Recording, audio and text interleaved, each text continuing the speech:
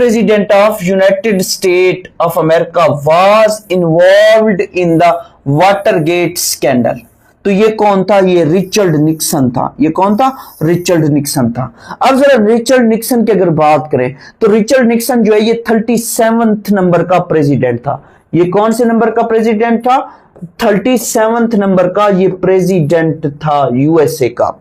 अब यहां पे याद रखिएगा, इसकी अगर टर्म की बात करें तो इसकी टर्म कब से कब तक बनती है? 19, ये असल में ना याद रखिएगा क्योंकि इसके बारे में मोस्ट इंपॉर्टेंट क्वेश्चन वो पूछता है। 1969 में ये क्या हुआ था? ये 1969 में प्रेसिडेंट बनता है।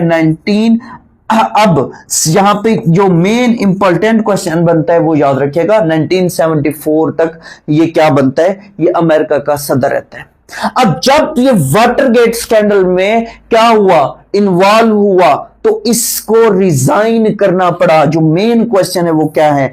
फर्स्ट प्रेसिडेंट है यूएसए का, फर्स्ट प्रेसिडेंट है यूएसए का हु रिजाइंड, जिसने रिजाइन किया था, जिसने इस्तीफा दिया था।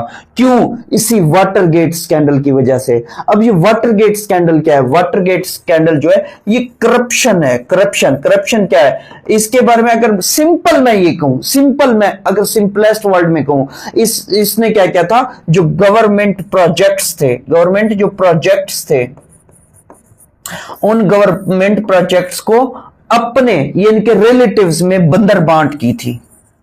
रिलेटिव्स में क्या की थी? बंदर बांट की थी और उनसे कमीशन खाया था। तो ये एक सिंपल क्या बनता है? Watergate scandal. इसको आपको सिंपल लफ्जों में मैंने बयान कर दिया है। अब जब इसी की बात करते हैं तो क्वेश्चन क्या बनता है? क्वेश्चन ये बनता है कि ये कौन सी पार्टी से ताल्लुक रखता था? ये रिपब्लिकन पार्टी से, रिपब्लिकन पार्टी से ताल्लुक रखता था। और ये जो वाटरगेट स्कैंडल है, ये वाटरगेट स्कैंडल कब आया था? वाटरगेट स्कैंडल जो है ये 1972 में आया था।